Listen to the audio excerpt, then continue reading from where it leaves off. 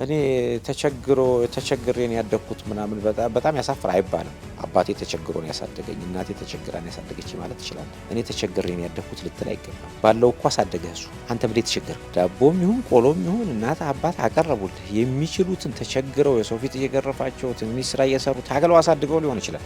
አንተ እንዴት ተቸግሬ ነው ያደኩት እኔ ትላለህ? ተቸግሮ ነው ያሳደገኝ፣ ተቸግራ ነው ያሳደገችኝ እናቴ። እንደዚህ ነው የሚባለው። ለእናትህ ለአባትህ ሞራል ጥሩ አይደለም እሱ እንጂ አንተ ምን ሆንክ? እሱማ መጉረሱን ትቶ እኮ አጎረሰ አይደል? ይሄን ማወቅ አለብህ።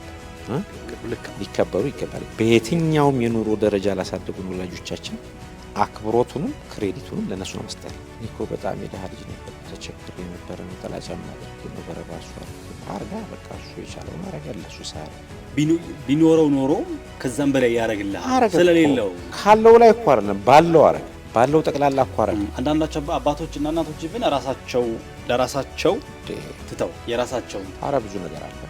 ቤቱ ስትሰማ ለልጅ ብዙ ነው የሚሆነው ሰው ነው የተቸገረ ያድርግ ነው ሰዎች ይገርመኛል። ምን ይደረግልህ ከዛ በላይ በቃ አረገ እኮ ሁሉ ባለው የእውቀት ደረጃ ባለው ነገር ባለው ገንዘብ ቀረጸህ አሳደገህ። አንተ እዛ ቦታ ላይ ሆነህ አወራህ። ከዛ በኋላ ቁጭ ብለህ ተቸግሬ ነው ያደኩት